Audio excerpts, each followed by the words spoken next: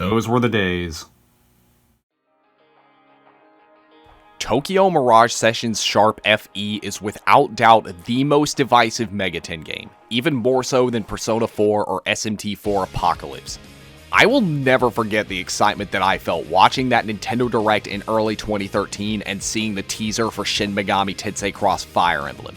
My favorite franchise getting a crossover with one of Nintendo's cult classic franchises. Shut up and take my money! But after that, my excitement slowly started to fade because we weren't given any updates other than the occasional, "Oh yeah, it's still in development." It wasn't until mid-2015 when we finally got another trailer where it was revealed to be this. And the reception was mixed. At first, I thought it was an April Fool's joke. I mean, how could this and this come together to make this? Well, apparently there was a lot of disagreement between Intelligent Systems and Atlus over what exactly it was going to be until they eventually settled on making it about J-pop idols. Sometimes I think that when it was announced, nobody at Atlus or IS actually had any idea of what they were going to do with it, but Nintendo was desperate for a reason for people to care about the Wii U, so they announced it anyway. When it finally came out in summer of 2016, it didn't leave much of a lasting impression. It got positive reviews, but by that time most people had lost interest because it barely got any marketing and it was on a dying console that hardly anyone owned. After it released, it just kind of faded into obscurity. That is, until it was announced last year that it would be coming to the Nintendo Switch. This announcement also got pretty mixed reception. Personally, I wanted to be mad that we were getting a Switch port of TMS before Shin Megami Tensei 5, but I just couldn't bring myself to. I was just happy to see a new Megaten game that didn't have this guy in it. So now we're here in 2020 and it's now available on the Switch. So allow me to give you my thoughts on Tokyo Mirage Sessions FE Encore and whether or not I think you should buy it. First of all, let's start with the most important aspect of any Megaten game, the gameplay. Now, I've seen a lot of media outlets compare this game to Persona, but it's really more like Digital Devil Saga. You'll learn new skills by creating weapons that'll teach you new skills as you level up with them, kind of like the mantras from Digital Devil Saga.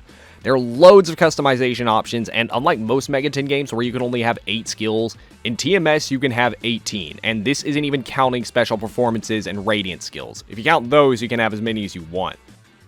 All the character growth in this game takes place in what's called the Bloom Palace. Here, you have Tiki use remains of enemies to make you weapons, teach you radiant skills, and in rare cases, change your character's classes.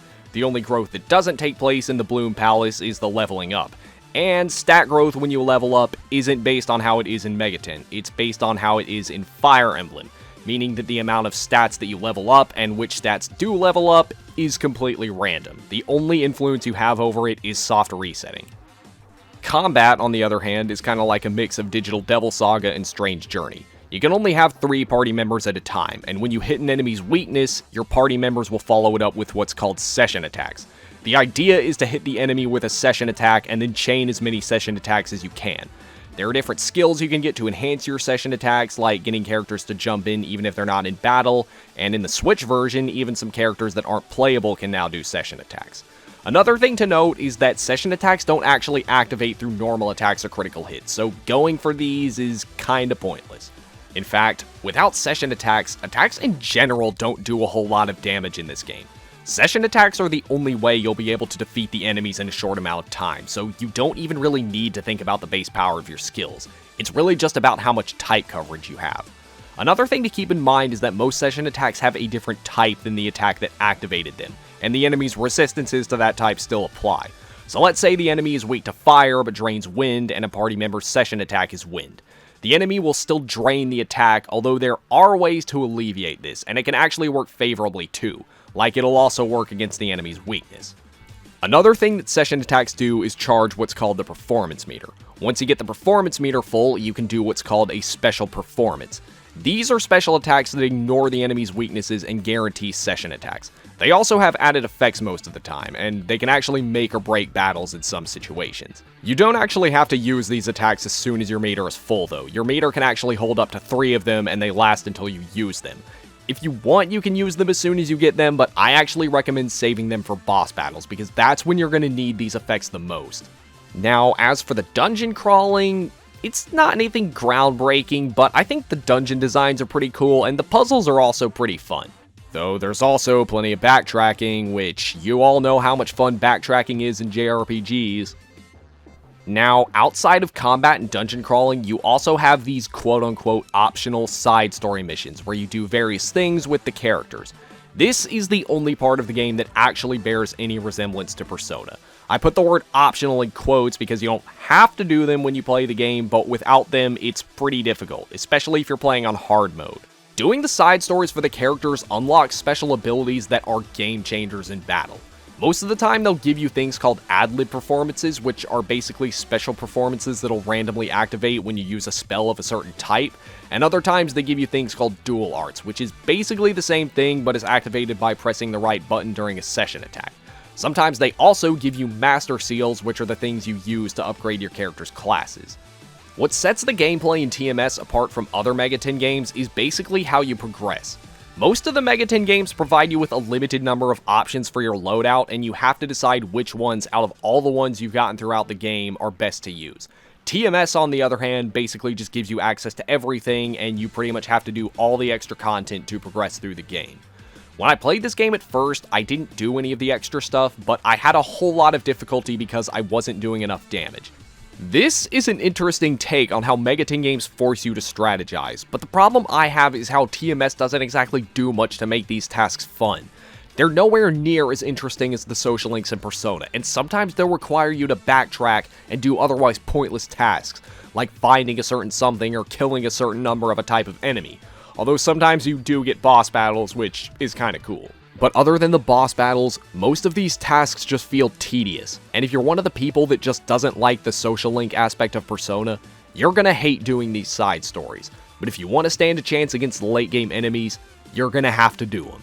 My biggest complaint though with TMS is just how lacking it is in terms of quality of life features. There's no way to bring the minimap to full screen view, there's no way to skip cutscenes before bosses, there's no way to speed through your text messages or mark them all as read, there are no healing stations in dungeons, there are some locations you can't fast travel from, and most of the time the locations you need to go to advance the story are not marked on the map. I know these are all minor nitpicks, but these have been staple features in Megaten for a long time. I don't see why they weren't included in TMS. Well, that's it for gameplay, so now on to the story. Half the story focuses on the game's main heroine, Tsubasa, becoming an idol and rising to popularity, with the other characters, most of which are experts in the entertainment industry, being there to help her do that. The other half is about your group, Fortuna Entertainment, investigating things called mirages, which feed off of a thing called performa, which is what motivates people to achieve their dreams. Some people have mirages that work for them, which are called Mirage Masters, and for your party, these are the Fire Emblem characters. They come from what's called the Idolosphere, where the gameplay takes place. I know the concept is pretty silly, and it's not the most interesting story ever, but it was enough to keep me playing.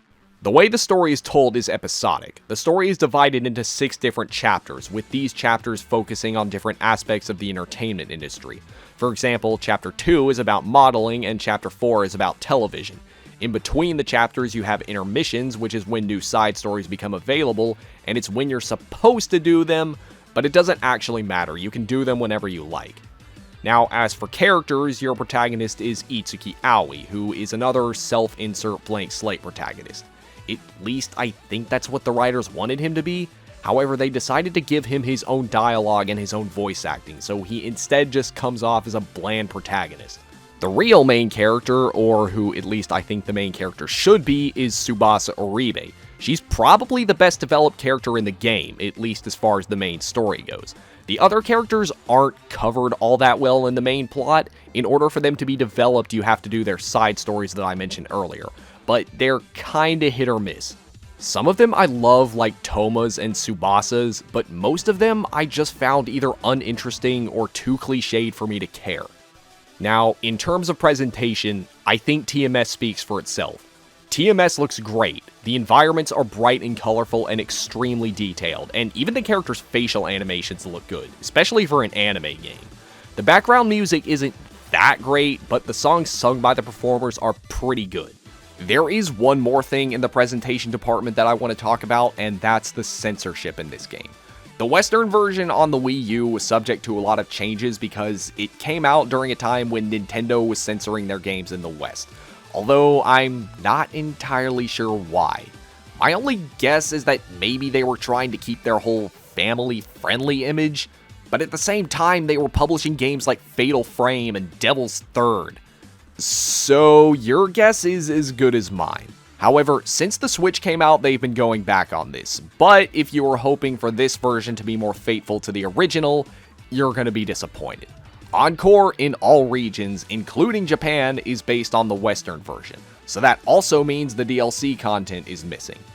You would think that if Nintendo was going back on their stance about censorship, they wouldn't be doing this, and I don't actually think they wanted to either because they were offering refunds to people who pre-ordered the game in Japan. So then, why would they do it at all? My only guess is that because Atlus did the translation and it was getting a worldwide release, they had to keep it in for some dumb legal reason, but we'll probably never know for sure. In fact, I don't even know how much Atlus was involved with this version since they never said anything about it. But there's no paid DLC, so I'm guessing they had nothing to do with it.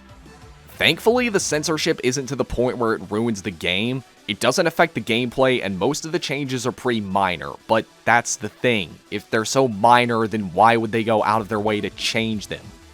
So now you're probably wondering what's new in the Switch version. Well, first and foremost, all the DLC content from the Wii U is included, minus the DLC that was cut from the North American release. In terms of exclusive content to this version, you have some new side stories, some new dungeons to go with them, Barry, Maiko, and Tiki can now do session attacks despite them not being playable, and you have new costumes like the Demonica, Joker, the uniforms of Three Houses, and even the Hero class costume from Etrian Odyssey. There's also an option called Quick Session that'll make battles go faster, but in terms of quality of life improvements, that's about it. The last thing I'll talk about is the length of this game. If you just speed through the game to get it done, it'll probably be around 25 hours. If you're a completionist, it'll take you well over 40. Doing the necessary side story content will add somewhere around 10 hours depending on how much of the side stories you do and how long it takes you to read through the dialogue, and also just how lucky you get with the random encounters. I wouldn't say it's necessary to do all the character side stories. I'd say it's only important that you do it for the playable characters. The non-playable ones have some useful stuff, but overall, it's not going to make or break the game. You do have to complete all the character side stories to get the true ending, but both endings are pretty similar. It's just that you get a little more clarity with the true ending. So, what are my final thoughts on Tokyo Mirage Sessions FE Encore? Well, despite my criticisms of it, I do think this is a very good game. It's definitely one of the best JRPGs on the Switch. I guess you could say my thoughts on this game are similar to my thoughts on Persona 5. It's a good game, but most of what it does, other Megaten games do better. Digital Devil Saga does character growth and combat better, Strange Journey does weakness exploitation and loot collecting better, and Persona does the whole character interaction thing better. Now, even though I don't think it's as good as these games, Tokyo Mirage Sessions is definitely an experience that you can't get with any other Megaten game. It's definitely one of the most unique games in the series, and if the whole storyline about J-pop idols is something that interests you, it's a must-play. But for me, I'm still more on the side that was hoping for a true crossover between Shin Megami Tensei and Fire Emblem, and honestly, I wouldn't even call TMS a crossover. It's more of a standalone Megaten game that has some fan service for Fire Emblem fans. If I were to score Tokyo Mirage Sessions FE, it'd probably get a 7.5 out of 10. As for whether or not you should buy it, well, it really depends. If you never played the original on Wii U because you didn't own one and you just want a good turn-based JRPG on the Switch, then yes, definitely buy this game. But unless you're a diehard fan, I can't recommend you buy this version if you already did play it. Like, I want to make a joke about it being worth $60 to not have to play it on the Wii U, but this version just doesn't add enough new content to warrant a $60 price tag. Wait for it to fall to at least $30 before you buy it, but then again, it's a Switch game, so have fun waiting. And that is it for the video. Before I wrap things up, as always, I want to give a huge shout out to this video's Ko-Fi supporters. If you enjoy my content and want to help me out financially, consider leaving a donation of just $3. It really helps me out a lot and I really appreciate it. Anyway guys, I hope you all enjoyed the video. Be sure to rate, comment, and subscribe if you haven't already, and tell me what you think. Tell me if you want to see more game reviews like this, because I'm sure I'll have a lot to say about P5R and P5S when they're out. Also, be sure to check out my Twitter, Discord, and Twitch links in the description. Also guys, there is one last thing I want to talk about before I end the video. If you're wondering what took this video so long, well, this is actually my second version of this video. In my first video, after I uploaded it and got some of the feedback, that's kind of when it hit me that that video was rushed, and I feel like I didn't play enough of the game to do proper coverage of it. So I went back, did the extra stuff, and it did change my opinion on parts of the game. If you want to see my original video, you can watch it on my second channel and let me know how I did with this one. As always, thank you guys for watching, and I will see you all on the next video.